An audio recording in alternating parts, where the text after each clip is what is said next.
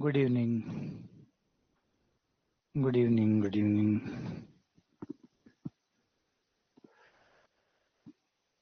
Good evening, very good evening,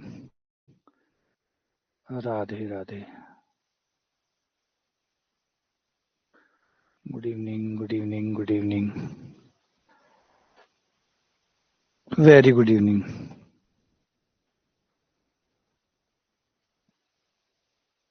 Radhe Radhe.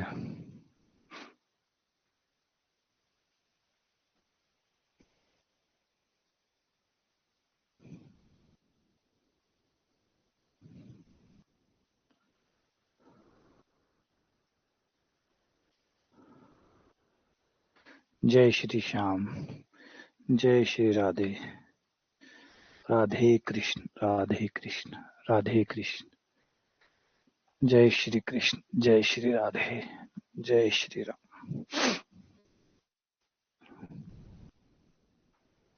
Narayan Hari, Narayan Hari. आ जाओ। तो हम पढ़ने वाले हैं जो हमने लास्ट टाइम पढ़ा उसको आगे बढ़ाने वाले हैं। तो लास्ट टाइम हमने पढ़ा था, लास्ट क्लास तक हम जहां तक पहुंच चुके हैं वो ये था। ठीक है, ये वाला हो गया, चॉइस क्वेश्चन हो चुका है। आगे बढ़ते हैं क्वेश्चन नंबर 25 पे।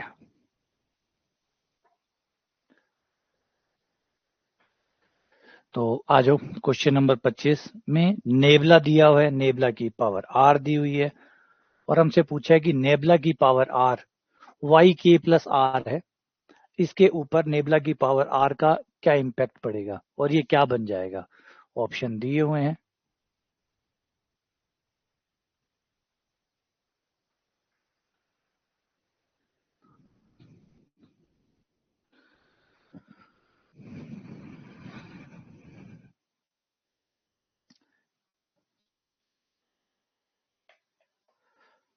तो हम जानते हैं एक फॉर्मूला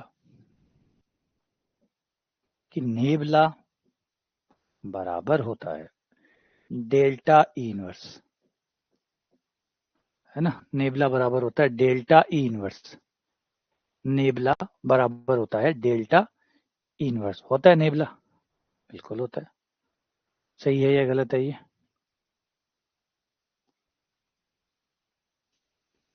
क्या ये सही है?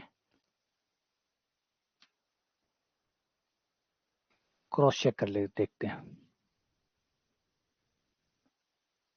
Delta E inverse F x निकालते हैं, पता चल जाएगा। ये पीछे हो जाएगा और डेल्टा में ये हो जाएगा F x minus F x minus H, और ये नेबला में लिखेंगे तो ये नेबला एफ एक्स हो जाएगा। बिल्कुल एकदम सही कहा, होता है, बिल्कुल होता है, ये सत्य है, होता है। होता है तो फिर नेबला की जगह आ गया डेल्टा इनवर्स, उसकी पावर आर, वाई के प्लस आर। तो ये हो गया हमारा डेल्टा की पावर आर अलग, ई की पावर माइनस आर अलग, वाई के प्लस आर। ये वाई को आर कदम पीछे शिफ्ट कर देगा, है ना, आर कदम पीछे शिफ्ट कर देगा। करवा दो। तो ये हमारा हो जाएगा डेल्टा की पावर आर, और वाई के प्लस आर पे तो ये ऑलरेडी है, और इसमें से आर कदम कम हो जाएंगे, माइनस आर। यही होता है, आर कदम कम हो जाएंगे क्योंकि माइनस ई की पावर माइनस आर है, तो आर कदम कम हो जाएगा, कम होके ये पहुंच जाएगा डेल्टा की पावर आर वाई के, जिससे हमारा आंसर हो जाएगा डी। सही है, ये हमारा आंसर हो जाएगा। तो बढ़िया था, सिर्फ फॉर्मूला बेस्ड क्वेश्चन था, ज्यादा कुछ तो नहीं था इसमें, लेकिन बढ़िया था। ठीक है, आ जाओ आगे बढ़ते हैं। अगला क्वेश्चन, डेल्टा स्क्वायर ई साइन एक्स किसके बराबर होगा? डेल्टा स्क्वायर ई साइन एक्स किसके बराबर होगा? साइन एक्स है या साइन? ठीक है, ठीक है, साइन एक्स ही है, हाँ जी, बिल्कुल यही है। डेल्टा स्क्वायर ई साइन एक्स किसके बराबर होगा?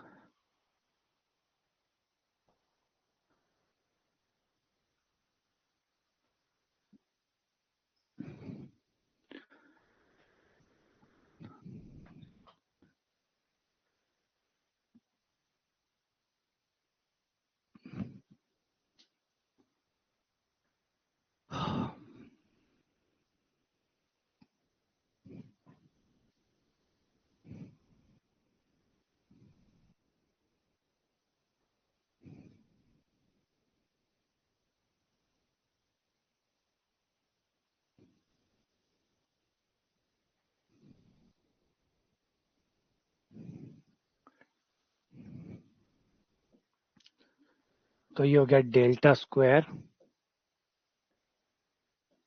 ई साइन एक्स। अब यहाँ पे आप दो तरीके से कर सकते हो, कई तरीके से कर सकते हो, दो तो क्या मुझे कई तरीके से कर सकते हो। आप चाहो तो डेल्टा को ई लिख लो और फिर ऐसे सॉल्व कर लो, ई माइनस आई का स्क्वायर ई साइन एक्स, और मैं से खोलूंगा तो ये आ जाएगा E square minus 2e plus आई बटा ई साइन एक्स, और अलग अलग करने पर ये हो गया e minus 2i plus e inverse, और साइन एक्स को अंदर ले आऊं तो हो जाएगा e sine x minus 2i sine x और e inverse sine x. E तो उसे एक कदम आगे शिफ्ट कर देगा, ई इनवर्स एक कदम पीछे शिफ्ट कर देगा, तो ये साइन एक्स प्लस एच हो जाएगा और वो हमारा साइन एक्स माइनस एच हो जाएगा। और आई कुछ नहीं करेगा, आई जैसा है वैसा का वैसा आपको लौटा देगा। ठीक है, अब अगर मैं इसको खोल दूं इसको, तो ये आ जाएगा साइन एक्स कॉस एच, है ना। चाहो तो फॉर्मूला लगा सकते हो, साइन ए प्लस बी प्लस साइन ए माइनस बी, कट के हो जाता है दो साइन ए कॉस बी, दो साइन ए कॉस बी माइनस दो साइन एक्स, दो साइन एक्स कॉमन आ जाएगा और ये हो गया कॉस एच माइनस वन।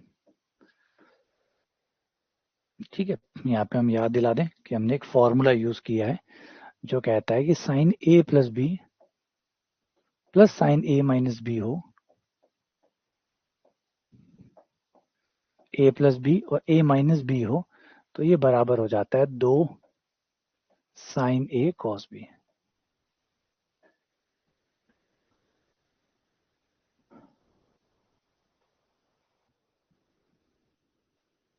ठीक है, तो ये हमारा आंसर हो गया, दो sine x cos H minus one, D answer हो गया। ठीक है, आगे अगला सवाल F3 delta F2 delta square F1 delta cube F1, तो इनमें से किसके बराबर ये बंदा होगा? सही है,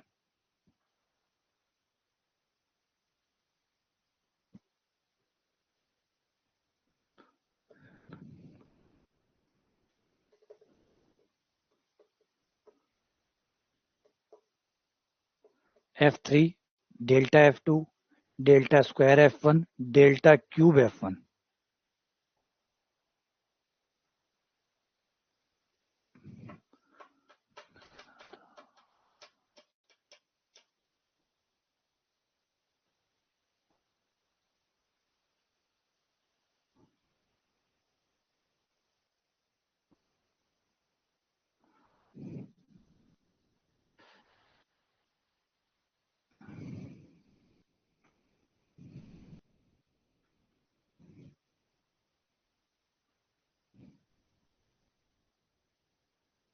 बिल्कुल, बढ़िया, बहुत बढ़िया।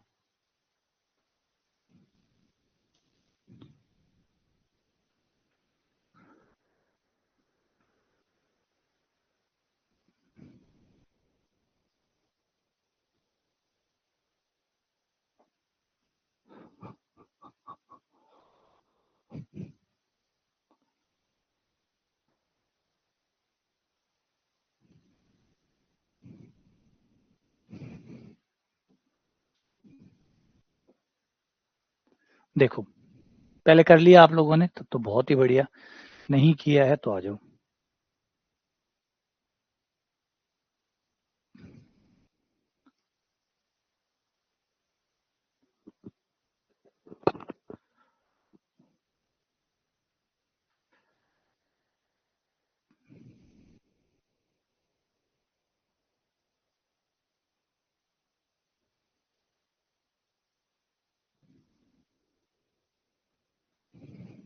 देखो, ये F3 है, F3 प्लस डेल्टा F2।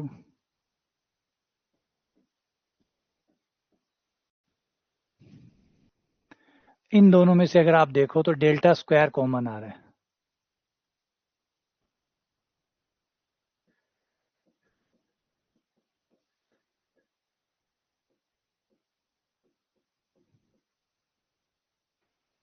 आई plus delta, delta square common निकालो, I plus delta.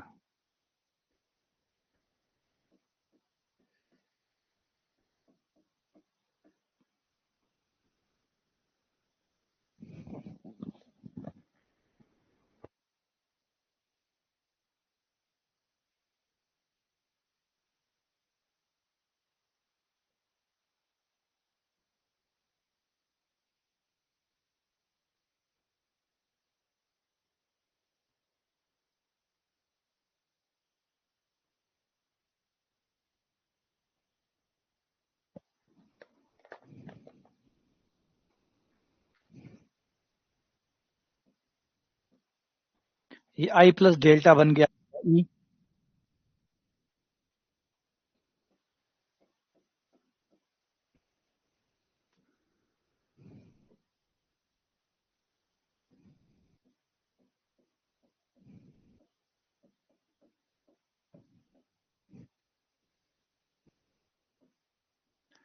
E F1, ई उसे शिफ्ट कर देगा, F1 से F2 पहुंच जाएगा। ये F2 बन गया। फिर से आगे, अब इन दोनों में से F2 कॉमन है, डेल्टा कॉमन है। F2 और डेल्टा कॉमन लेने पर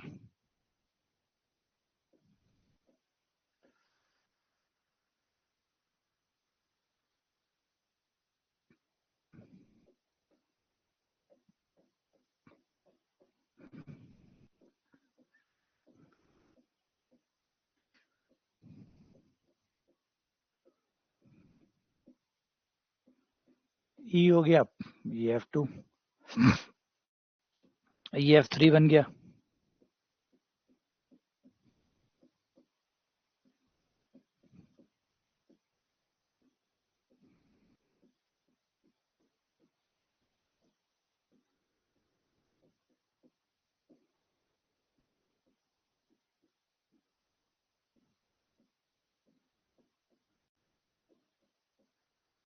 ये F4 होगा। ये आपका आंसर आ गया।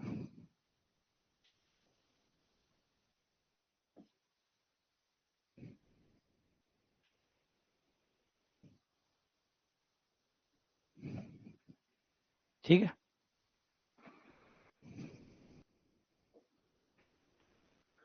अच्छा, न्यूटन गोगोरी पे चलते हैं। न्यूटन गोगोरी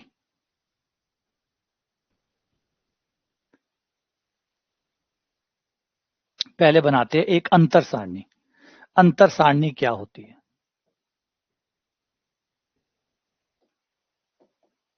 जिसे डिफरेंस टेबल कहते हैं।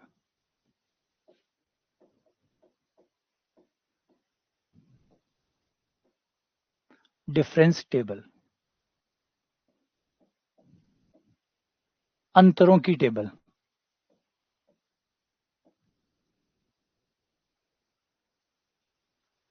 जो भी आंकड़े हमारे पास है, जो भी डेटा हमारे पास है, जो जानकारी हमारे पास है, मान लीजिए हमारे पास कुछ डेटा है, कुछ थोड़े से मान रहा हूं,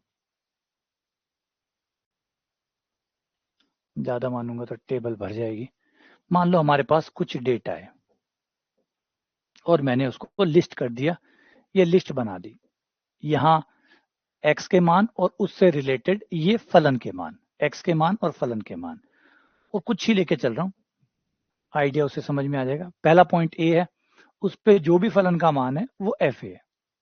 फिर अगला पॉइंट समान अंतर पड़ रहे हैं इसलिए अगला एच पे होगा, तो वो ए प्लस एच हो गया, उस पर जो फलन का मान होगा वो एफ ए प्लस एच हो गया।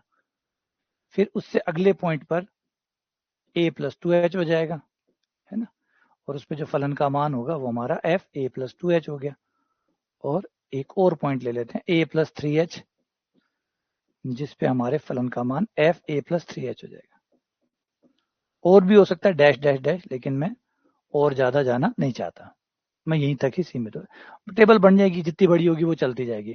इसको आप शुरुआती पॉइंट कहते हैं, है ना, इसे कहते हैं हम एक्स नॉट, इसे पहला पॉइंट x1, इसे दूसरा पॉइंट x2, इसे तीसरा पॉइंट x3। इस पे ये जो फलन के मान आते हैं उसी के नाम पे इनका नाम रखा जाता है। इसको y0 कहते हैं, इसको y1 कहते हैं, इसको y2 कहते हैं, इसको y3 कहते हैं। ये y1 2 3 आप समझ सकते हैं कि जो सबसे पहला है उसको y0, जो भी फलन का मान है y0 y1 y2 y3 y4। y0 क्या है, जो आपके शुरुआत वाले a बिंदु पे जो फलन का मान है, y1 a प्लस एच पे, y2 a plus two H पे, y3 a plus three H पे। डैश डैश लिखने का छोटा तरीका है, ठीक है ना, ये छोटे नाम हो गए इनके। या फिर इनके आधार पे इनके नाम रखना चाहो तो इनके आधार पे रख सकते हो। इसका नाम हो गया fx0, इसका नाम हो गया fx1, इसका नाम हो गया fx2, इसका नाम हो गया fx3 और fx4 and dash dash dash, ये चलता रहेगा। क्लियर है, यहां तक ये आपकी कंटिन्यू चेन चलती रहेगी।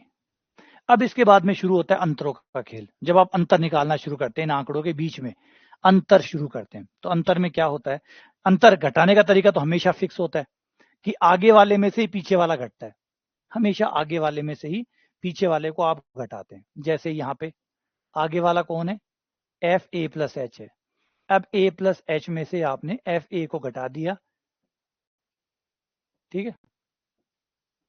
ये प्रथम अंतर है। प्रथम अंतर क्योंकि पहली बार ही आप अंतर निकालने जा रहे हैं, आप पहली बार अंतर निकालने जा रहे हैं, इसको प्रथम अंतर कहते हैं। ये प्रथम अंतर हो गया इन दो का। अब ये दो भी लगातार है, इन दो का भी प्रथम अंतर होगा, F A plus two H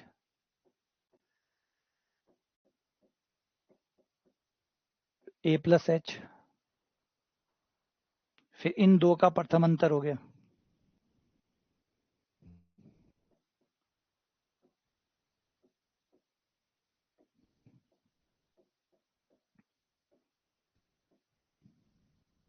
ये इन दो का अंतर हो गया, प्रथम अंतर। ये भी फर्स्ट डिफरेंस हमने निकाला है लगातार दो में घटा के, ये प्रथम अंतर हो गया। अब प्रथम अंतर होने के बाद में फिर जो प्रथम अंतर आ जाता है उन अंतरों का द्वितीय अंतर आता है, उन अंतरों का फिर दूसरा अंतर आता है। अब अगर हम डेल्टा में नाम देते हैं, डेल्टा में इसका नाम होता है डेल्टा एफ ए, क्योंकि नाम हमेशा पीछे वाले पे आधार पे दिया जाता है। फॉरवर्ड डिफरेंस में हमें पता है नाम पीछे वाले के आधार पे देते हैं। डेल्टा एफ ए, इसका नाम होगा डेल्टा एफ ए प्लस एच, इसका नाम होगा डेल्टा एफ ए प्लस टू एच। पीछे वाले के आधार पर इनके नाम दिए जाते हैं। ये प्रथम अंतर सारणी कहलाती है। ये आपकी टेबल का प्रथम अंतर हो गया। अब प्रथम अंतर के बाद शुरू होता है द्वितीय अंतर। जो प्रथम अंतर से आया है उसको घटाकर दूसरा अंतर निकालना। इन दोनों को घटाया और द्वितीय अंतर निकाला, डेल्टा एफ ए plus H minus delta F ए,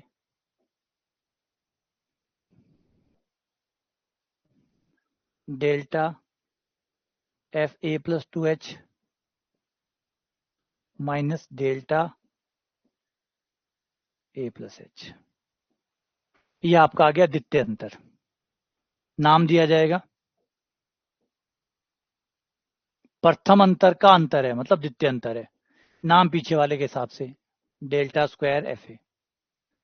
ये भी प्रथम अंतर का अंतर है, नाम डेल्टा स्क्वायर, पीछे वाला एफ ए प्लस एच। अब ये आ गया द्वितीय अंतर। द्वितीय अंतर का अंतर तृतीय अंतर होता है। फिर तीसरा अंतर, इन दो का अंतर, delta square F A plus H minus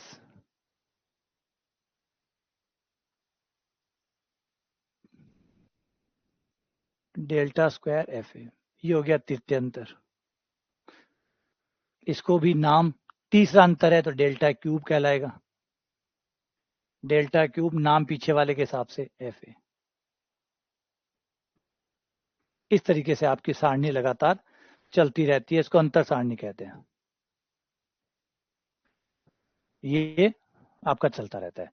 इन दो को घटाया, फिर इन दो को लगातार दो दो को घटाया, ये प्रथम अंतर आ गया। फिर प्रथम अंतर का अंतर द्वितीय अंतर आ गया, द्वितीय अंतर का अंतर तृतीय अंतर आ गया, तृतीय अंतर का अंतर चतुर्थ अंतर आ गया। और ये टेबल चलती रहती है जब तक अलाउड है। अब ये लास्ट में एक बन गया, अब तो कोई अंतर निकल नहीं सकता, क्योंकि अंतर निकलने के लिए दो चाहिए, दो बिना अंतर निकलेगा नहीं, तो ये लास्ट में जाके यहाँ खत्म हो जाता है। अब ये डिपेंड करता है कि थोड़ी बड़ी होती तो थोड़े और ज्यादा अंतर आ जाते, तो ये अंतर पे अंतर चलता रहता है ना, अंतर पे अंतर ये चलता रहता। तो आपके पास कितने डेटा थे, गौर करो तो 4 डेटा थे, है ना।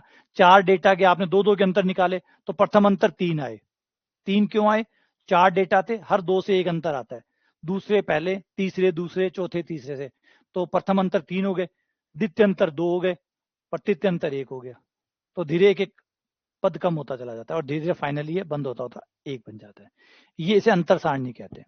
अब इस अंतर सारणी में आप नाम देखो तो किस तरीके से चलते हैं। जो भी नाम मैंने दिए नामों पे गौर करो, और मैं गोला बनाता हूँ नामों पे।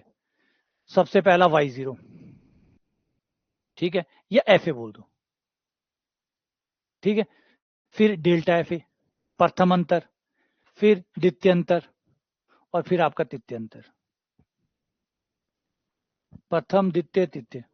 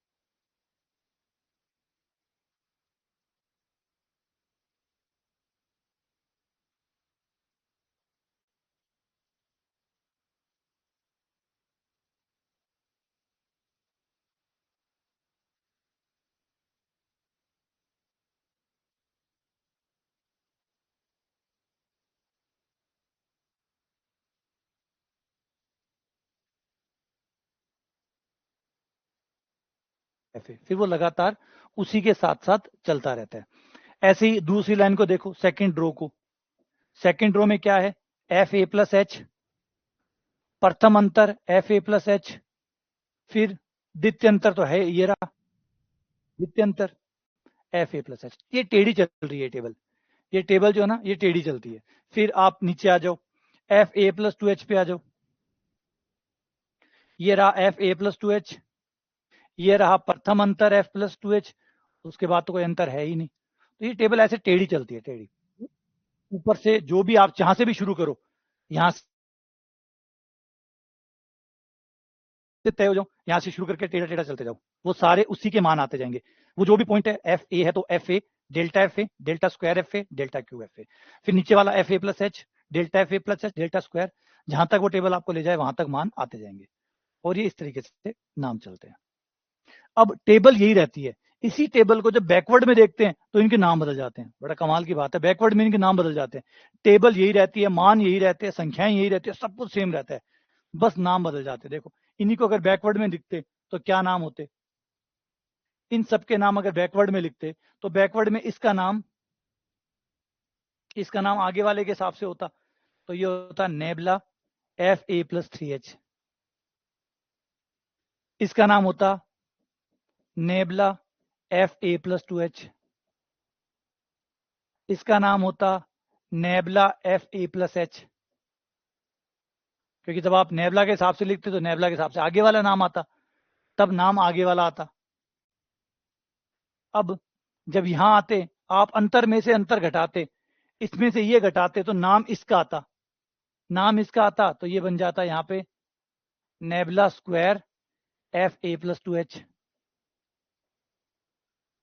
इन दोनों को घटाते नाम आता पीछे वाले का, नाम इसका आता आगे वाले का, तो ये आ जाता nebula square F A plus three H. फिर आप इनको घटाते तो नाम इसका आता nebula cube F A plus three H. यानी सेम टेबल में बस नामों का अंतर होता, बाकी वही रहता। टेबल वही, सिर्फ नाम का फर्क, टेबल वही, सिर्फ नाम का अंतर। अब यहां पे क्या होता, ये रहा आपका F A plus three H, ये रहा nebula F A plus three H, वो रहा नेबला स्क्वायर, वो रहा नेबला क्यूब। यानी इसी टेबल को, सेम टेबल सेम नंबर, ऐसे देखोगे तो आपको बैकवर्ड वाले नजर आएंगे, नीचे से ऊपर की तरफ बैकवर्ड वाले, और फॉरवर्ड वाले में ये। अगर फॉरवर्ड मान चाहिए तो यूं देखो, इसी टेबल को यूं देखो, यहां से ये सब फॉरवर्ड वाले, बैकवर्ड वाले देखने यहां से देखो यूं, इधर से। तो ये है फॉरवर्ड, इसी टेबल को ऐसे देखने पर आपको फॉरवर्ड वाले मिल जाएंगे, और यूं देखने पर बैकवर्ड वाले मान मिल जाएंगे।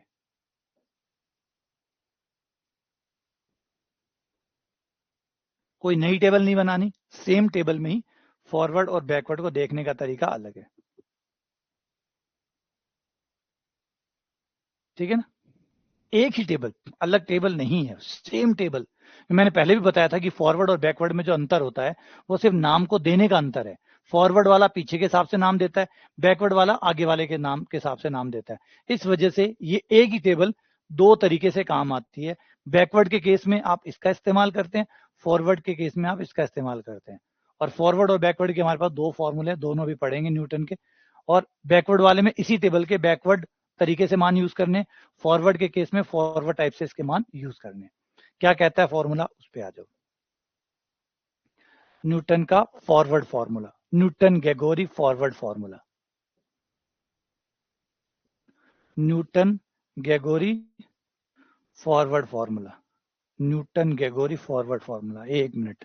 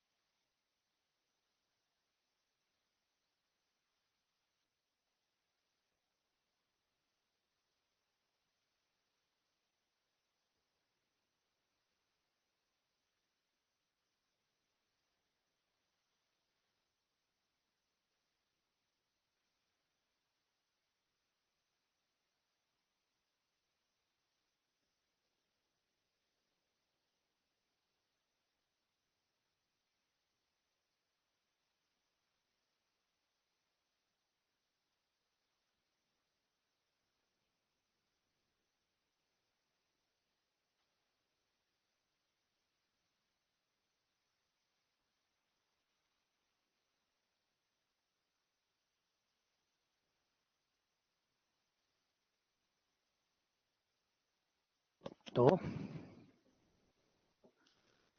न्यूटन का फॉरवर्ड और न्यूटन का बैकवर्ड सूत्र, न्यूटन ग्रेगोरी फॉरवर्ड फॉर्मूला।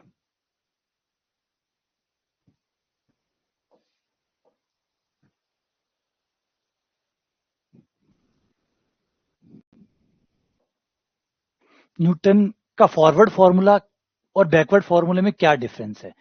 अगर हमारे डेटा के अंदर जो चीज अज्ञात है, अगर वो चीज हमारे शुरुआती डेटा के क्लोज है, नियर बाय, हमारा जो इनिशियल डेटा है, जो बिगनिंग है, जहां से शुरुआत हो रही है, अगर उसके नजदीक है तो न्यूटन का फॉरवर्ड फॉर्मूला बेस्ट रहेगा। लेकिन इसका मतलब ये नहीं है कि ये फॉर्मूला तब काम नहीं करेगा अगर अज्ञात मान बीच में है या पीछे है, बिल्कुल काम करेगा। फॉर्मूला हमेशा काम करेगा, लेकिन बात यह है अच्छा कब काम करेगा। जैसे कार है, कार 100 की स्पीड में भी चलती है, 150 में भी चलती है, 50 में भी चलती है, लेकिन फर्क क्या है? फर्क ये है कि अगर आप ऑप्टिमाइजेशन के हिसाब से देखना चाहते हैं, अगर आप इस तरीके से देख रहे हैं कि ऑप्टिमाइजेशन, फ्यूल का ऑप्टिमाइजेशन कौन सी रेस पे होता होगा, तो वो 60 से 70 की रेस है। 60 से नीचे चलाएंगे तो भी फ्यूल ज्यादा लगेगा, और 70-80 से ऊपर चलाएंगे तो भी फ्यूल ज्यादा लगेगा।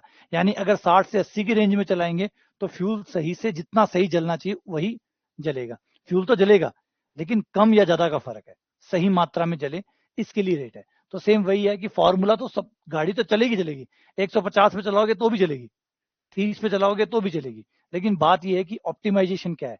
तो बढ़िया फॉर्मूला का जो सही काम है वो तब काम करता है जब आंकड़े, नजदीकी आंकड़े के आसपास आप कोई कैलकुलेट करवाते हो, अप्रोक्सीमेशन करवाते हो, तो ये हमारी हिदायत है, माने ना माने आपकी मर्जी है। ठीक है, तो ये न्यूटन फॉर्मूले का एक पहला पॉइंट है। फिर आपको जो भी निकालना हो, जो भी पॉइंट निकालना हो, उसके लिए सबसे पहले आपको वैल्यू ऑफ एम निकालनी पड़ेगी। वैल्यू ऑफ एम होती है एक्स माइनस ए बटा एच। कौन एक्स, कौन ए, कौन एच? आओ, एक्स का मतलब है अज्ञात। जो भी आप निकालना चाहते हैं, जिस पॉइंट पर आप निकालना चाहते हैं वो है अज्ञात मान। मान लो आप 2 पे निकालना चाहते हैं, 3 पे निकालना चाहते हैं, 1985 पे निकालना चाहते हैं, जिस पे निकालना चाहते हैं, अक्सर वो अज्ञात। ए है आपका मूल बिंदु या प्रारंभिक बिंदु, जहां से आपके आंकड़े शुरू होते हैं। एक्स का वो प्रारंभिक मान, इनिशियल वैल्यू, जहां से हमारे आंकड़े शुरू हुए हैं। एच है अंतराल।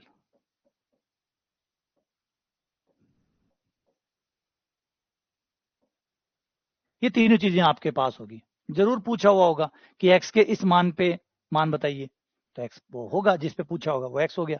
ए जहां से आपके आंकड़े शुरू हुए, ए हो गया। एच अंतराल चल रहा है आंकड़ों के बीच में, एक्स के जो मान है उनके बीच में क्या गैप चल रहा है, समान अंतराल चल रहा होगा, तो वो जो भी चल रहा होगा वो एच हो गया। ये सब रख के एम निकाल लो। अब एम निकलने के बाद ये रहा आपका फॉर्मूला, एफ एक्स बराबर, जो अज्ञात है जिसपे मान निकालना, वो है F A plus M delta F A plus M M minus 1 factorial 2 delta square F A and dash, so on, चलते रहो। M M minus 1 M minus 2,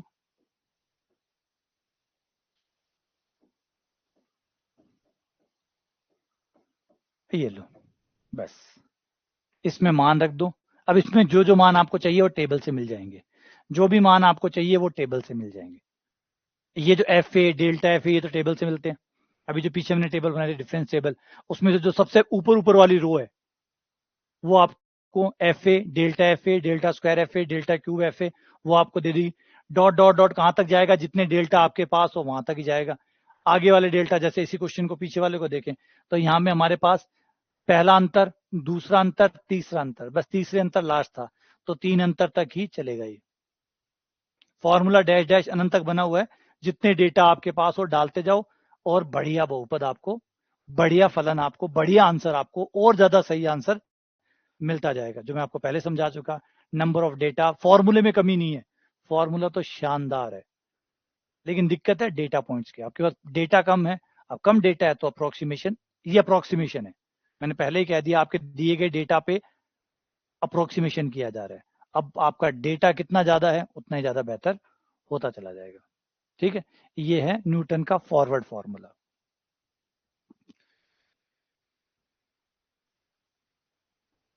अच्छा, अब आ जाते हैं बैकवर्ड फॉर्मूले पे, न्यूटन का backward formula.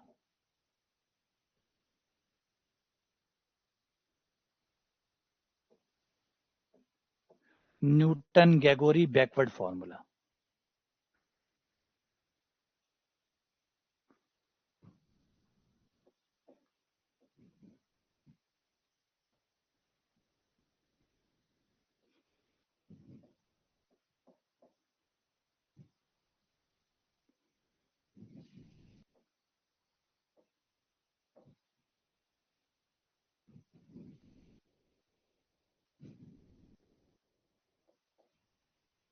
Newton Gregory backward formula.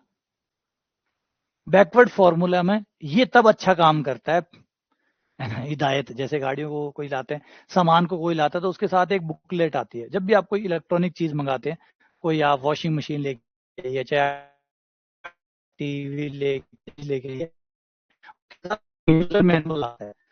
Manual आपको बताता है कि आपको अपने जो भी सामान आप लेके आए उसको कहाँ कैसे यूज करना चाहिए, मतलब क्या इसका सही तरीका क्या है।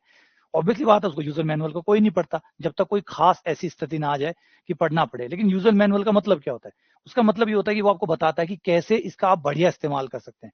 बेहतर इस्तेमाल क्या है, क्या वोल्टेज रहना चाहिए, कितनी जो धारा है, विद्युत धारा है, जो करंट है वो कितना रहना चाहिए, इसे आपको किस तरीके से रखना चाहिए, कितना सामान इसमें डालना चाहिए, वो सारी डिटेल उसके अंदर होती है। वो उसको बेहतर तरीके से वो परफॉर्म कर पाए उसकी स्थितियां बताई होती है, लेकिन हम उसको नहीं पढ़ते। तो सेम वही बात इनके लिए भी है कि भाई यूजर गाइड इनका भी है कि भाई इनको यूज करो। बैकवर्ड फॉर्मूला तब ज्यादा अच्छा काम करता है जब आप अज्ञात राशि आपके आखिरी डेटा के नजदीक हो। आखिरी डेटा जो आपके पास डेटा कलेक्शन है, उस डेटा कलेक्शन में जो लास्ट वाला डेटा है उसके नियर बाय अगर अज्ञात राशि है तो ये बहुत अच्छा काम करेगा, काफी बेहतर काम करेगा। और चाहे तो यूज चाहे कहीं कर लो, मना नहीं है, कोई दिक्कत नहीं है, चाहे कहीं यूज कर लो। हाँ, फिर वो थोड़ी त्रुटियां गलतियां हो सकती है, संभावित है, हो ना हो वो तो डिपेंड करता है सवाल के ऊपर। बढ़िया जो सर्कमस्टेंसेज है, जो बढ़िया स्थिति है, जो सबसे शानदार स्थिति है वो तो है किनारे पे। जब आपको एकदम किनारे पे कोई मान हो वहां निकालना हो तो इसको यूज करिए, बड़ा शानदार काम करेगा ये।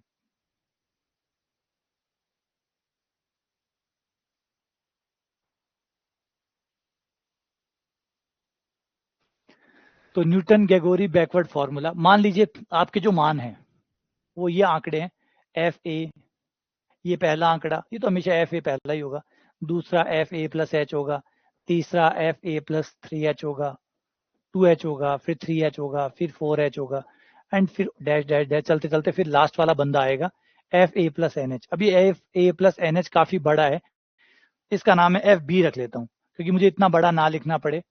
तो याद रखिएगा, ए हो गया इनिशियल पॉइंट और बी हो गया आखिरी बिंदु। ए हो गया प्रारंभिक बिंदु और बी हो गया अंतिम बिंदु। तो ठीक है, ए बी होता है हमारा। ए जहां से आपने शुरू किया इनिशियल पॉइंट, बी जहां पे आपके डेटा एंड होते हैं, खत्म होते हैं, बी हो गया। तो बी कौन हुआ, ए प्लस एन एच को आपने बी का है ना। ए आपका शुरुआती पॉइंट है, बी आपका आखिरी पॉइंट है, बी बराबर ए प्लस एन एच है। अब यहां पे भी आपको एम निकालना पड़ेगा जैसा कि पिछली बार था, इस बार भी एम निकलेगा, वैसे ही निकलेगा, लेकिन इस बार एक्स माइनस बी होगा, एक्स माइनस बी बटा एच, बस इतना फर्क। एक्स पिछली बार एक्स माइनस ए था, इस बार एक्स माइनस बी बटा एच है।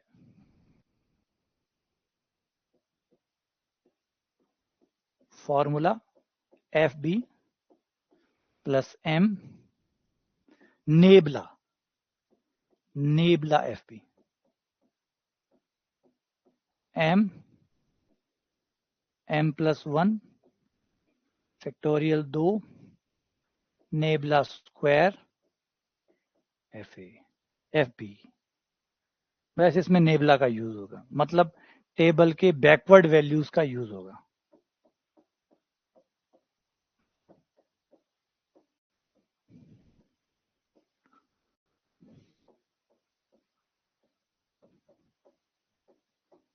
And dash dash. तो इसे ध्यान से देखो, तो इसने सिर्फ ये किया है कि इसने बैकवर्ड वैल्यू को यूज किया है। इसने उसी टेबल का जो बैकवर्ड आता है, यानी ये वाला जो होते हैं, ये वाले मान ये यूज करेगा। नीचे से जो मान है एकदम नीचे नीचे वाला, एकदम वहां टेबल से ए मान यूज करोगे। और न्यूटन का फॉरवर्ड वाला,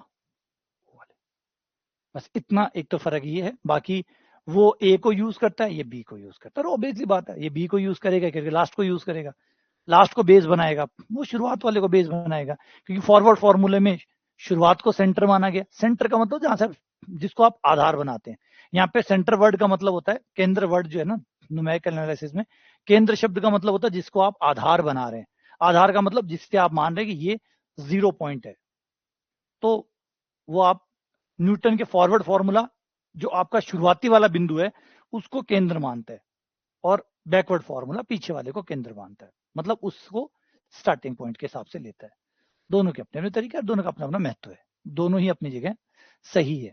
अब एक बहस है जो कि बहुत अच्छी है कि ये जो सारणी है, हमने दो तरीके, मैंने लास्ट टाइम कल क्लास ली थी, जो सुबह क्लास ली थी, मैंने बताया था कि दो चीजें हो सकती है। आपके बहुपद को इंप्रूव करने के दो तरीके हो सकते हैं। एक तरीका तो ये है कि आप डेटा पॉइंट्स बढ़ाइए, ज्यादा से ज्यादा डेटा बढ़ाइए। लेकिन डेटा बढ़ाना हर बार आसान नहीं होता। जैसे जनसंख्या का डेटा है, हर बार जनसंख्या का डेटा बढ़ाना आसान बात नहीं है, क्योंकि इतना बड़ा भारत और इतनी बड़ी पॉपुलेशन और इतना डेटा बढ़ाना मतलब कितना महंगा पड़ता है, कितना कॉस्टली पड़ता है, कितना ह्यूमन रिसोर्सेज की जरूरत पड़ती है। बहुत महंगा है, बहुत कॉस्टली काम है डेटा को बढ़ाना। तो डेटा पॉइंट बढ़ाना उसमें इतना आसान नहीं होता। तो फिर ठीक है, डेटा पॉइंट बढ़ाइए, बढ़िया बात है, अगर संभव है तो। नहीं है, चलो दूसरे ऑप्शन पे आ जाए। दूसरे ये है, अपने डेटा का बेहतर इस्तेमाल करिए। फिर अपने जो भी डेटा आपके पास है उसका बेहतर इस्तेमाल करिए, ये भी ठीक बात है। तो इस डेटा का और बेहतर इस्तेमाल कैसे हो सकता है, इसके ऊपर फिर एक पूरी की डिबेट शुरू हो जाती है। न्यूटन ने यूज किया अपने हिसाब से, डेटा यूज किया और बढ़िया यूज किया, लेकिन उससे बढ़िया बढ़िया यूज करने का मतलब ये नहीं है कि ये सर्वश्रेष्ठ है। ऑब्वियसली बात है, आने वाला समय आएगा और विद्वान लोग आएंगे और बढ़िया तरीके ढूंढेंगे, तो फिर आगे इस टेबल को, अब डेटा फिक्स है क्योंकि हम ये मान के चल रहे हैं कि नए डेटा हमारे पास नहीं है, जितने हैं सो उतने हैं। अब इन डेटाओं का कैसे और अच्छे से इस्तेमाल करके और ज्यादा इस्तेमाल कैसे किया जा सकता है। फिर भैया आए, गॉस भैया, फिर स्टर्लिंग भैया, फिर बेसल भैया, ये लोग आए और इन्होंने अपने अपने तौर तरीके लेके आए कि कैसे हम डेटा का और अच्छे से इस्तेमाल कर सकते हैं, और फिर ये और बेहतर होता चला गया। ये है इसका छोटा सा एक हल्का सा इतिहास। ठीक है, क्लियर है। अब ये यहाँ पे ये मत समझना कि ये न्यूटन गलत है और वो सही है। भाई गलत सही कुछ हो नहीं। पहली बात तो सब अंदाजा है, सबके सब अप्रोक्सीमेशन है, और अप्रोक्सीमेशन की कोई एग्जैक्टली गाइडलाइन नहीं है। कोई ये कह दे कि ये सही है, कैसे पता चले? वो तो घटना घटित होगी तो सही है। जैसे एग्जिट पोल होते हैं, एग्जिट पोल, ओपिनियन पोल्स होते हैं, ये कभी आज तक वालों का सही हो जाता है, कभी किसी का सही हो जाता है, कभी सबका ही गलत हो जाता है, कभी सबका ही सही हो जाता है। तो ये कैसे हो जाता है? ये हो जाता है कि जिसका बहुपद जो भगवान की इच्छा थी, अगर उस इच्छा से मैच कर गया, आपका एग्जिट पोल उस बार सही हो जाता है। कई बार आपकी इच्छा भगवान की इच्छा से मैच नहीं करती, कि भगवान की इच्छा तो वही है, जो होगा वही होगा, तो वो मैच कर जाता है तो सही होता है। तो यहाँ एक बड़ा ये चीज जो है ना वो बनती रहती है कि भाई कौन सही, कौन ज्यादा सही, न्यूटन का कैटेगरी ज्यादा सही या ये अभी जो पढ़ रहे हैं वो ज्यादा सही। तार्किक रूप से अगर आप देखो तो ये थोड़ा ज्यादा सही, वो ज्यादा सही, ऐसे कर सकते हो। लेकिन एग्जैक्टली कौन ज्यादा सही मतलब बताया नहीं जा सकता, वो बताया नहीं जा सकता, है ना।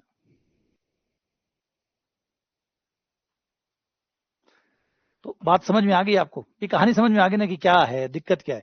क्योंकि इसमें कोई भी गैस नहीं आ सकता कि कौन ज्यादा सही है। इसमें आप कंपेयर करके ये नहीं बता सकते कि न्यूटन कैटेगरी ज्यादा सही है या जो भी और फॉर्मूले आए हैं वो ज्यादा सही है, क्योंकि एग्जैक्टली कैसे बता सकते हैं कि कौन ज्यादा सही है। देखने में लगता है, जैसे कई बार आरसीबी है, आरसीबी कागजों में लगती है, क्या टीम है, मतलब ये टीम, इस टीम को तो कोई आईपीएल में नहीं हरा सकता, तो कागज में तो बहुत बढ़िया लगती है, लेकिन रियल में कुछ और ही चल रहा होता है ना। रियल में कुछ और ही चल रहा होता है। कागज में देखो, कागज में हर बार आरसीबी ऐसे लगता है कि आरसीबी ही आरसीबी है और कोई नहीं है। कागज तो आप देखते हैं, कागजों में देखो आरसीबी बार है, लेकिन अब तो चलो फिर भी आरसीबी कम होगी, लेकिन अगर पीछे मुड़ के देखें तो आरसीबी में क्या था, सब कुछ थे। बॉलर में मिचेल स्टार्क जैसे बॉलर थे, ठीक है, एबी डिविलियर्स जैसे कप्तान थे, रिकी पॉन्टिंग, मतलब ये आ गए। उसके बाद में वो गेल है, गेल भी उनके टीम में था, विराट कोहली उनकी टीम में था। तो टीम कागजों में ऐसी लगती थी क्या भारी भरकम टीम है, मतलब ये टीम तो हार ही नहीं सकती, कुछ ऐसी स्थिति हुआ करती थी। लेकिन हकीकत में, क्योंकि वही बात है, आपने प्लेन खरीद लिए, ले लिए, लेकिन रिजल्ट रिजल्ट तो, और रियलिटी तो रियलिटी रहेगी, वो ही तय करेगी कि कौन कितना सही है, कौन कितना गलत है।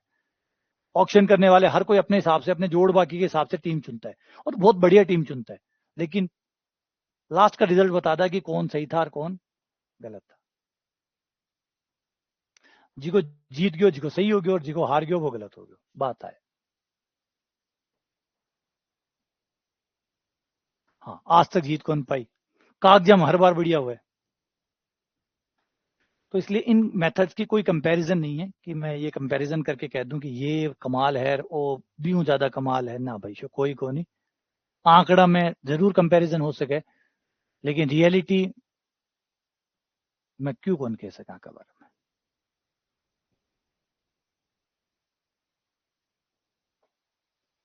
है ना, यही बता रहा हूँ। ये भाई सबसे पहला जब आईपीएल हुआ था, फर्स्ट आईपीएल, उसमें राजस्थान जीता था, और राजस्थान की टीम एकदम कमजोर टीम थी, जीत गई थी आईपीएल।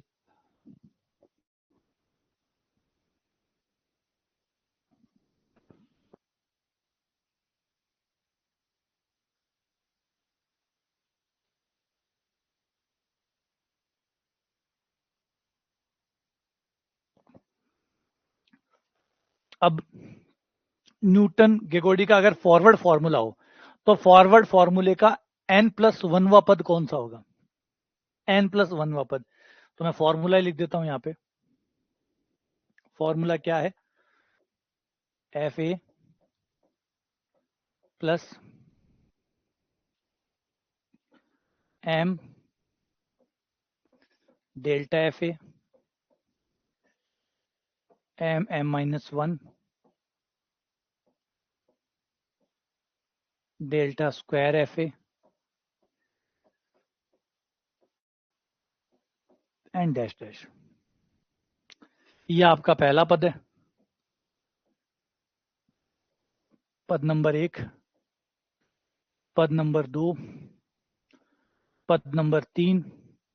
इसको बंद करके लिखें, आ जाओ, बंद करके लिखते हैं तो ज्यादा मजा आएगा। m की पावर क्रम गुणित 0 बटा फैक्टोरियल 0 FA, गौर करो वही आएगा, और डेल्टा 0 कर देते हैं, डेल्टा की पावर 0 FA। कोई अंतर नहीं है, बात तो वही है। किसी की पावर 0 होती है उसका मान 1 होता है, फैक्टोरियल 0 का मान 1 होता है, डेल्टा की पावर 0 का मान i होता है, तो FA हो गया। इसे लिखे m क्रम गुणित 1 डेल्टा FA बट्टा फैक्टोरियल 1। और अगर यहां देखो तो m(m-1) है, तो इसको लिख सकते हैं m क्रम गुणित 2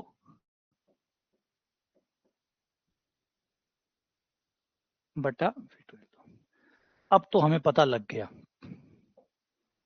अब तो अपन ने ठा पड़ी हो। ओ पहलो पद है, और ए दूसरो पद है, और ए तीसरो पद है। तो तीसरा पद में 2 आवे, चौथा पद में 3 आसी, तो n+1वां पद में क्या सी, पद मासी m की पावर क्रम गुणित n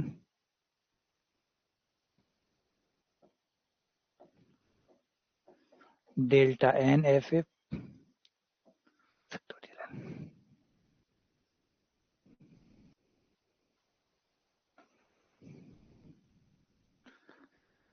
ये हमारा आंसर हो गया। सही है, क्या कहते हो।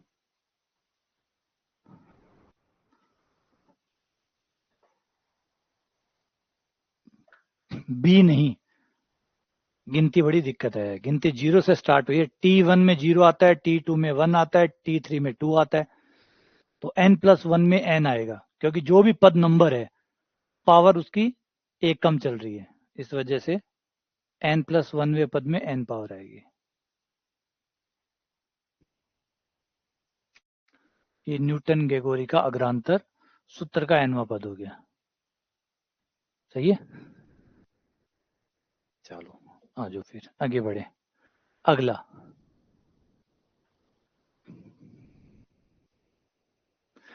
एक द्विघात बहुपद जो इन बिंदुओं से गुजरता है। कौन सा बहुपद है जो इन बिंदुओं से गुजरता है? इसको हम न्यूटन फॉर्मूले द्वारा भी बना सकते हैं और डायरेक्ट भी चेक कर सकते हैं। क्यों दिमाग लगाएं, डायरेक्ट भी चेक कर सकते हो। देखो कौन ऐसा है जिसमें 0 पे 1 आता हो, 1 पे 3 आता हो, 2 पे 7 आता हो, 3 पे 13 आता हो। इनमें से वो कौन सा बहुपद है जिसमें ऐसा होता है, जिसमें ऐसा होता है? तो बाय ऑप्शन आप ट्राई कर सकते हैं। एक तो उत्तर हो जाएगा बाय ऑप्शन, नहीं वैसे न्यूटन वाले से भी करेंगे हम। पहले अगर बाय ऑप्शन करूं तो ये बड़े आराम से मुझे होता हुआ दिख रहा है। देखो 0 पे 1 कौन देगा? 0 पे 1 ये देगा पहले वाला। 1 पे 3 देगा क्या? नहीं देगा। तो ए ऑप्शन तो गलत हो गया, क्योंकि 1 पे 3 नहीं दे रहा। 0 पे 1 देना चाहिए, 1 रखने पर 3 देना चाहिए, 2 पे 7 देना चाहिए, और जब मैं 3 रखूं तो 13 देना चाहिए। कौन सा भैया ऐसा है जो ये कर रहा है? तो ये रहा। अब यहां अगर मैं रखूं, 0 रखूं तो 1 देगा, 1 रखने पे 3 देगा, 2 रखने पर 4 और 2 6 और 1 7, बिल्कुल सही। 3 रखने पर 9, 3 12 और 1 13, बिल्कुल सही। तो बी ऑप्शन डन हो गया। अब देखो न्यूटन के तरीके से देखो, अब न्यूटन वाला तरीका देखते हैं कि इसी बात को न्यूटन भी बता सकता है। अब न्यूटन भी इस बात को बता सकता है, यही तो इंटरेस्टिंग चीज है। अब यहाँ पे थोड़ा सा आनंद लीजिएगा, है ना। बड़े मजेदार चीज देखिए, ये बहुपद तो देखो, बहुपद कौन बनाए आपा? बहुपद कौन बनाए आपा? तो खाली ABCD ठीक करे, ए उत्तर राशि के बी उत्तर राशि, दिए गए बिंदुओं से गुजरने वाला बहुपद कैसे बनाते हैं? न्यूटन के फॉर्मूले द्वारा। बस न्यूटन के फॉर्मूले की खास बात ही तो यही है। न्यूटन के फॉर्मूले की खास बात यह है कि वो आपको वो बहुपद दे देता है जो बिंदुओं से गुजरता है। यानी न्यूटन का बहुपद वो बहुपद है जो आपके अतीत के सारे बिंदुओं को संतुष्ट कर रहा है। अरे बाप रे, अतीत के सारे बिंदुओं को संतुष्ट कर रहा है। अब कैसे, क्या पता चले कि वो भविष्य के बिंदुओं को संतुष्ट करेगा या नहीं करेगा? पता, अतीत के सारे बिंदुओं को संतुष्ट करेगा। अतीत के जो भी बिंदु हैं उन सबको संतुष्ट करेगा। लेकिन क्वेश्चन ये है कि भविष्य के जो होंगे, क्योंकि जो बहुपद अभी मैं बनाऊंगा वो इन्हीं के आधार पे बनाऊंगा, तो इन्हीं को तो संतुष्ट करेगा ही करेगा। लेकिन फ्यूचर को संतुष्ट करेगा, ये कैसे हो? इसका कैसे कंफर्मेशन आए? बात समझे, ये कहाँ कंफर्मेशन है? पीछे वाले आप जो बहुपद बनाऊंगा, बना के दिखाऊंगा, न्यूटन का फॉरवर्ड फॉर्मूला लगाऊंगा और दिखाऊंगा कि ये सारे बिंदु उससे संतुष्ट हो रहे हैं, आराम से बड़े राजी राजी भी से संतुष्ट हो रहे हैं। लेकिन इनसे संतुष्ट हो रहा है, अब कैसे हो कि आगे भी संतुष्ट हो जाएगा? मतलब आगे भगवान 4 पे कुछ तो देगा, 4 के लिए भी तो कुछ तो रखा ही होगा भगवान ने। जैसे 2030 की जनसंख्या कुछ तो भगवान ने रखी है इस प्रकृति के लिए कि भारत की जनसंख्या 2030 में ये रहेगी। अब मैंने बहुपद जो बनाया है वो 2020 तक की जितनी भी जनसंख्या है वो तो संतुष्ट होती है उससे। लेकिन 2030 30 को तो अभी मेरा तो उस पीछे वाला जो बहुपद संतुष्ट करता हुआ आ रहा है, मैं उसी के आधार पे 2030 पता करूंगा। लेकिन क्या पता भगवान का कोई और प्लान हो, एक बड़ी प्रलय आ जाए, एक बड़ा अकाल पड़ जाए, एक कुछ बड़ी चीज हो जाए, कुछ भी हो सकता है। वो तो भगवान है, फिर वो कुछ और कर दे तो मतलब गेम मशीन घुमा दे। इतने में हमारा बहुपद कहां तक सत्य है? जहां तक पुराने आंकड़े, पुराने आंकड़ों तक सत्य है। फ्यूचर में मामला बिगड़ जाता है। समझे कहानी, समझो इस बात को, समझो कि कहां कहां भी मैथ्स और इस प्रकृति में कहां अभी हमारे में कहां परेशानी है। प्रकृति भी पुराने आंकड़ों को संतुष्ट करती है। अब दिक्कत ये होगी कि ये जो अगला पॉइंट आएगा, अगला, जैसे मान लो 4 पे दे दिया, कल्पना करो 4 पे 20 दे दिया। अब देखो आ लो, और मान लो 2 को देगी। अब देखियो वो ऊपर 2 को, 4 पर 20 है, वो दे रहे 21 और दे रहे 20। देखियो 2 को। अब मेरा बहुपद गलत है? नहीं, मेरा बहुपद गलत को नहीं, मेरा बहुपद जब जिस दिन बनाया गयो हो बी दिन तो ये 4 ही तो हाँ। तो मेरा बहुपद हाँ 4 पर बनाए हुए है, मेरा बहुपद तो हाँ 4 के हिसाब से बनाए हुए है, तो वो 4 नहीं संतुष्ट करती। आगे नहीं संतुष्ट करती की गारंटी कौन कही है? अब भगवान ने तो पत्तो चार, तो भगवान और जो बहुपद है वो तो सगड़ा माना के लिए सही है, क्योंकि भगवान ने तो सब डाटा, अगर भगवान भी मन ने भी सगड़ा डाटा दे दे तो मैं भी बहुपद बना देता। अगर भगवान मन ने सगड़ा डेटा दे दे तो आपकी वो फाइल है, डेटा फाइल बा एक पेन ड्राइव में डाल दे दे तो मैं भी बहुपद बना देता। लेकिन भगवान सगड़ा ने डेटा थोड़ी देवे, वो डेटा कौन देवे, वो डेटा आप कन रखे आ दिक्कत है। अच्छा जी मन ओ थन बेर ओ 4-20 को पॉइंट मन मिल जैसी, मैं भी पांचों बहुपद बना देती हूँ, नए बहुपद बना देती हूँ। अगली बार जो मैं बहुपद बनाऊंगा वो इन पांचों को संतुष्ट करेगा, लेकिन फिर वही बात, आगे संतुष्ट होगा नहीं होगा, ये कंफ्यूजन बना रहता है। तो मेरा बहुपद लाइबल है, जिम्मेदार है उस समय तक के जो डेटा उसमें डाले गए हैं उन डेटा के लिए वो पूर्णतः जिम्मेदार है, आगे के डेटा के लिए वो जिम्मेदार नहीं है। इसीलिए इसको गैस कहते हैं, प्रिडिक्शन कहते हैं। अब आप समझो कि गोल जो है, जो गेंद है वह ईश्वर का पाड़ा में है, अपना पाड़ा में जो हो चुका बस उतनी जानकारी हमारे पास है, उतना ही हम संतुष्ट करा सकते हैं। तो पहले एक डिफरेंस टेबल बना लेते हैं। ये x, ये fx 0 1 2 3 0 1 2 3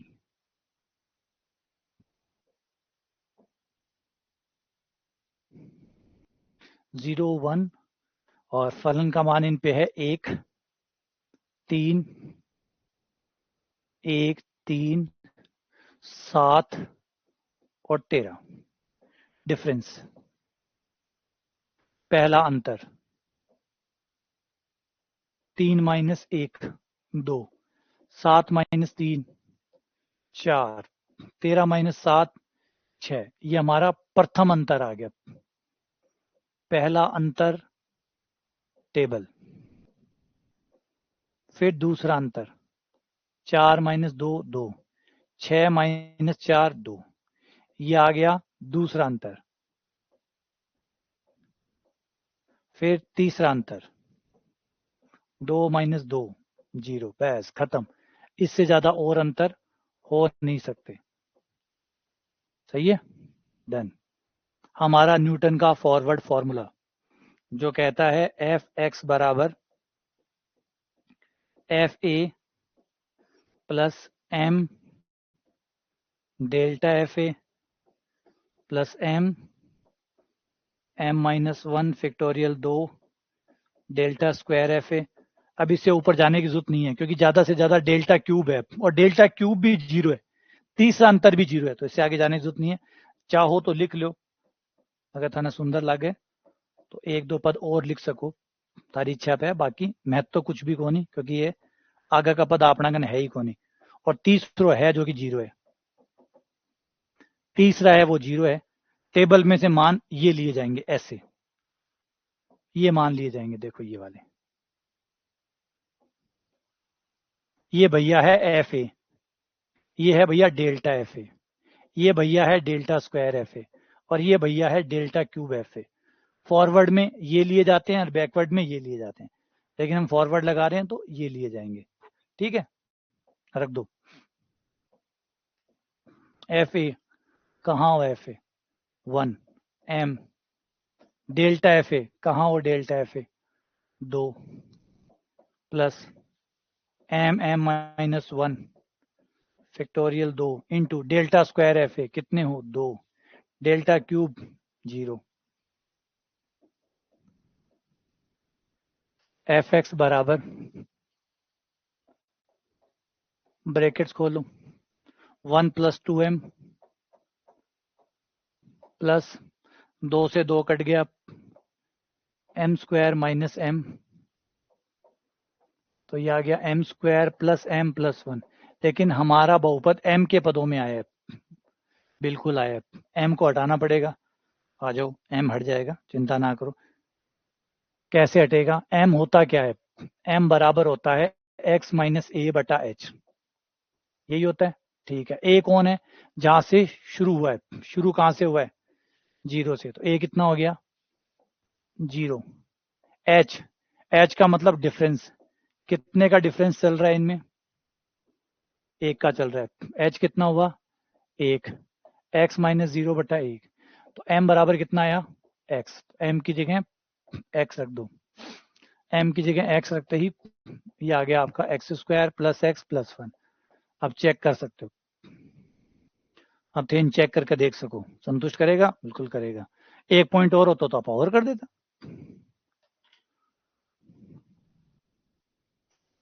हाँ शायद, अब यही तो बड़ा इंटरेस्टिंग पॉइंट है ना, यही तो विज्ञान पढ़ने का मजा है। मजा किस बात का है, यही तो जानना है कि क्या भगवान ने फिक्स किया हुआ है या भगवान अल्टरेशन कर रहा है। वो मजे ले रहा है कि ना था कौन पढ़न दियो, चैनल चेंज कर दो रेशो, क्या है इसका, यही तो सच्चाई है, यही तो मजा। विज्ञान का मतलब क्या है, विज्ञान का मतलब यही है कि इन चीजों को जानना, इन चीजों को समझना, यही तो आनंद है। और फिर मजा का ही का है, फिर किस बात का मजा, वरना ये दुए तीय में क्या मजा है, मजा तो यही है कि दुए तीय हमें कहाँ तक लेके जाते हैं, कहाँ तक लेके जाते हैं, है ना, यही तो शानदार चीज है। अब यहाँ पे हमारा मान है कि भाई अगर हमें एक डेटा दे देते, अभी जो डेटा दिए हैं गारंटी है ये सब संतुष्ट कर रहे हैं, अगर 4 और 20 हमें पहले पता होता तो मैं बहुपद 4-20 के हिसाब से भी बना देता, ये बहुपद इसी फॉर्मूले में डालता और 4 और 20 भी संतुष्ट हो जाता, आपका बहुपद नया बनता, लेकिन ऐसा बनता जो सारे पॉइंट 4 और 20 से भी संतुष्ट हो जाता। लेकिन फिर वही बात, 4 भी संतुष्ट होता, फिर आगे वाला संतुष्ट होता नहीं होता, 5 पे मान लो 5 पे आता 27 आता, 5 पे 27 संतुष्ट होता नहीं होता। लेकिन जो बड़ी बात ये है, जो और इंटरेस्टिंग बात है कि मेरा हो सकता है मेरा गलत हो, लेकिन मैं कितना गलत होता हूँ ये भी तो है मैटर, ये भी तो मैटर करता है। अभी अगर देखो इसी को देखते हैं, इसी मान लो भगवान की इच्छा है 4 पे 20, ईश्वरीय मर्जी है 4 पे 20 आएगा, मेरा 4 पे कितना आता, मेरा 4 पे कितना आता 16, 4 20 21, मेरा 21 आता यार, माड़ो तो कोनी, है ना, माड़ो तो कोनी, मेरा 21 आ रहे, ईश्वर 20 है, तो एरर है, एरर तो है, लेकिन इतनी एरर तो नहीं है।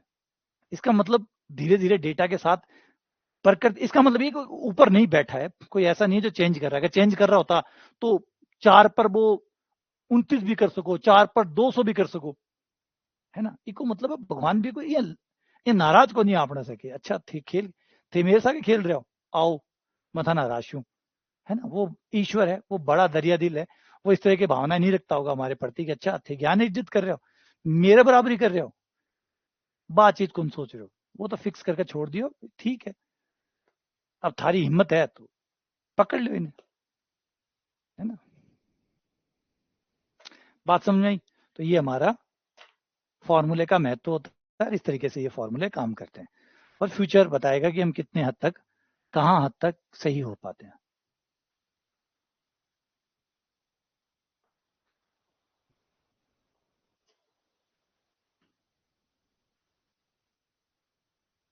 ठीक है नहीं, डेटा बुक क्या हो, एक चीज ये भी तो है ना, जो हम जिसके बारे में रहते हैं कि क्या भगवान कोई व्यक्ति होगा, कोई ऐसा इंसान होगा जो बैठ के ऐसे हमारी तरह होगा, जिसके हाथ पैर होंगे, हमारी तरह सोचता होगा, वो यूं क्यों सोचता होगा, इतने बड़ा ब्रह्मांड बनाने वाला क्या ऐसे होगा हमारी तरह बैठ के टीवी देख रहे हो सी, रील चला रहे हो सी, या हमारी तरह वो भी गुस्सा, उसके भी स्वभाव चेंज होगा, क्या ऐसा होगा वो, नहीं, तो ऑब्वियसली बात है, सोच के देखो, कल्पना करके देखो।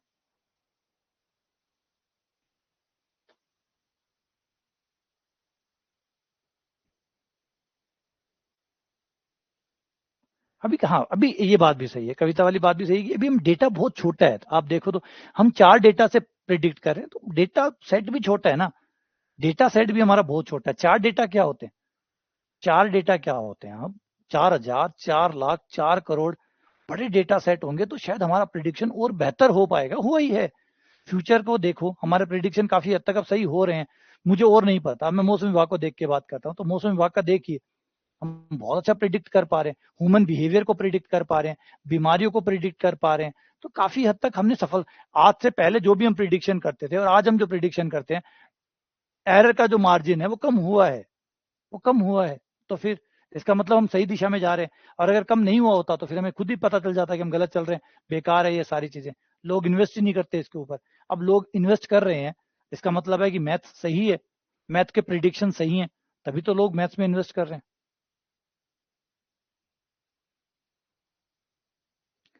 चलिए मिलते हैं आप लोगों से, इसी के साथ क्लास को विराम देते हैं और कल हम आगे बढ़ जाएंगे और विभाजित अंतर पे पहुंच जाएंगे।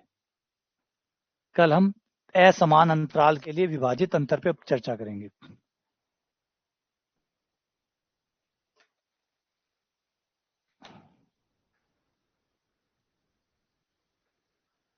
तो डेटा कलेक्शन अभी हम समझदार हुए हैं, पिछले 50 सालों में भी क्या, कंप्यूटर आया जब 1980 के बाद में हम समझदार हुए हैं, जब हमारे पास डेटा स्टोरेज आने लग गया, डेटा स्टोरेज होने लग गया, तब हम समझदार हुए हैं। उससे पहले हमारे पास कहाँ डेटा है लोगों के।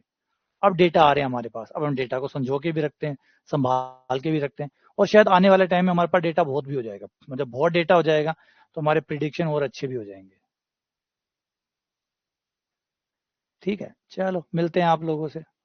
हाँ, कोशिश पूरी रहेगी। 15 वाला था मेरा कि 15 अगस्त तक मैं कोर्स पूरा करवा दूंगा, पूरी कोशिश रहेगी, चिंता ना करो। लेकिन कोई भी कॉम्प्रोमाइज नहीं होगा, ऐसे नहीं होगा कि मैं चीजें बाहर निकाल दूं और फटाफट चला जाऊं। हाँ हाँ, आज चीज कौन करूं, ईमानदारी से, बेईमानी को नहीं। चाहे 5-10 दिन ऊपर लग जाएगा या 5-10 क्लास एक्स्ट्रा लेनी पड़ जाएगी, बे चला लेंगा, लेकिन रात कौन काटा। चलो मिलते हैं आप लोगों से।